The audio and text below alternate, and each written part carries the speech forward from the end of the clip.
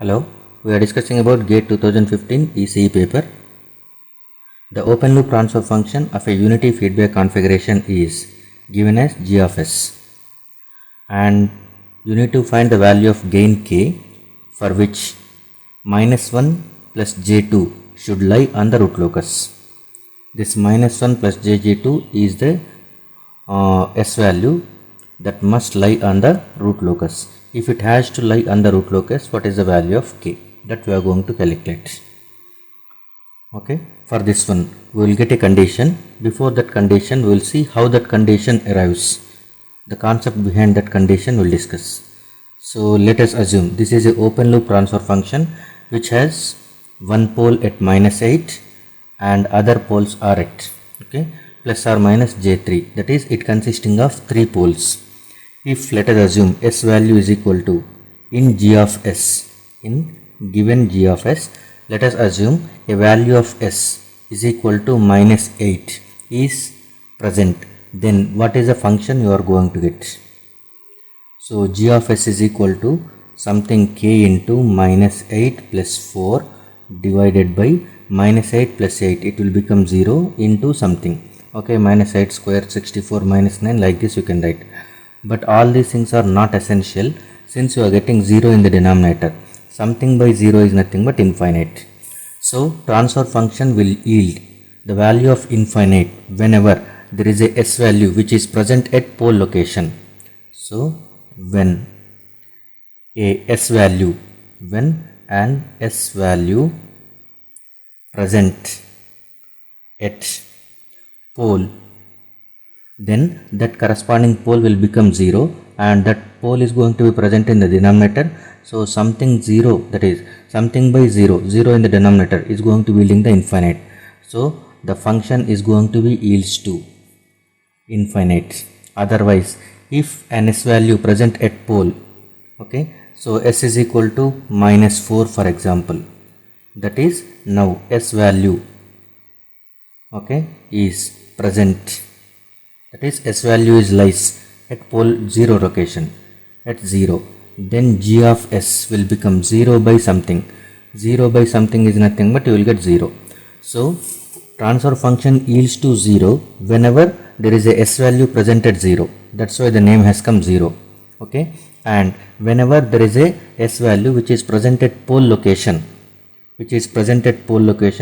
which gives 0 in the denominator, that gives g of s is going to be infinite. Okay, now we are going for the root locus. What is meant by root locus? Root locus is going to be a path consisting of closed loop poles. Okay, root locus is a trajectory or a path, is a path of, that is a trajectory of closed loop poles which starts from open loop poles and ends at finite zeros, or zeros at infinite, depending on the transfer function. 0 at infinity. So open loop transfer function give open loop poles and finite zeros. So always closed loop path, root locus is nothing but it's a path which related to closed loop poles, which starts from open loop poles and it is traveling from that point and it goes to finite zeros. If finite zeros are not present sufficient number, then they will go up to infinity, which we are assuming that 0 is present at that point. So remember that one, it is a path of closed loop poles. Always remember that one, poles is nothing but it will be in the denominator only. So closed loop poles will be present in the denominator of transfer function, that is closed loop transfer function. Since we are dealing with closed loop poles, closed loop transfer function and poles will in the denominator of closed loop transfer function. If any s value is present in this one, then that closed loop corresponding is making 0 in the denominator, is transfer function will yield infinite. So what is this denominator of closed loop transfer function? Closed loop transfer function is going to be written as always g of s divided by 1 plus g of s h of s. It is a closed loop transfer function. So denominator of this one, if you are getting it as 0, then definitely we can say that one some pole is going to be existing at that location. So a value of s, if that is making 1 plus g of s h of s is equal to 0, that is denominator, then we can say that one that s value is present on the root locus. Okay, so from this one we are going to arrive a condition like this. This is denominator, and if it is making to 0, that is 1 plus g of s h of s is equal to 0, then okay, for any s value, if you are going to get 1 plus g of s h of s is equal to 0, then that s will present on root locus,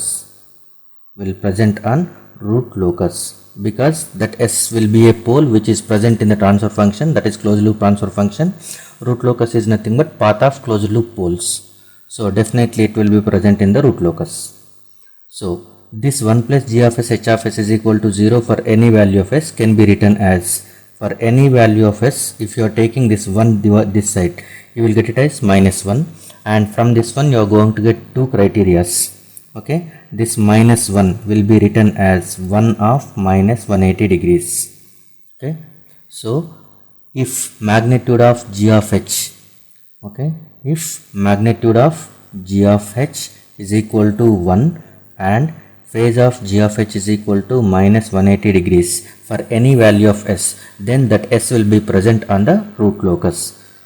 Okay, so already it has given that one, this -1 plus j2, if it has to lie on root locus, you are going to calculate gain. So we are going to use this condition. So product of g of h, for that one you have to take magnitude. That magnitude should be equated to 1 such that you will find the k value. Okay, are you understood now concept behind this one? I hope. Now we will go for the magnitude criteria. We don't go for the phase criteria because it is said that one -1 plus jj2 has to lie. Okay. Now to find the k value, we will use magnitude criteria. So it says that one magnitude of g of s h of s is equal to 1, and it has given that one g of s is this is, and h of s is unity feedback. So h of s is equal to 1. So even though since h of s is equal to 1, g of s h of s is going to be same as g of s itself. Okay. Now we are going to find magnitude of this g of s h of s at s is equal to -1 plus j2, that should be equated to 1, and we will find the k value. Okay. So first we will see g of s h of s at s is equal to -1 plus j2 and simplify that one. Finally we will apply the magnitude criteria and equate it to 1 to get the k value. Okay. So g of s h of s at s is equal to -1 plus j2, which is nothing but this expression itself. Okay. And substitute s value as -1 plus j2 wherever s is present in this expression. So g of s h of s is equal to k into -1 plus j2 plus 4 divided by -1 plus j2 plus 8 divided by into s square, that is -1 plus j2 whole square minus 9.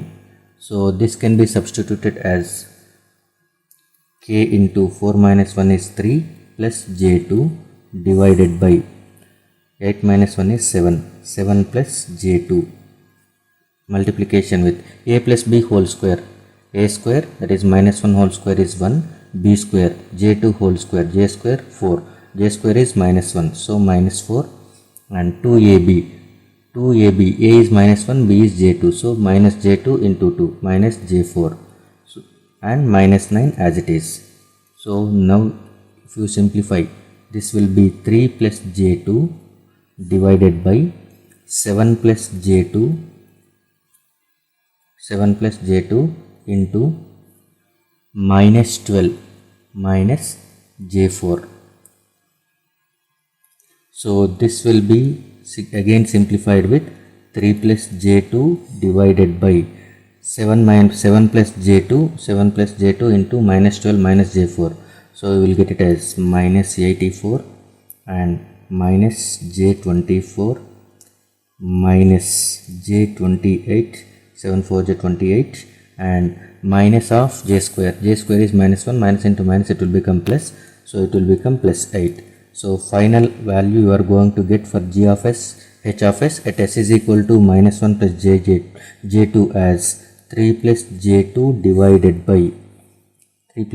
divided by minus 76 minus j52.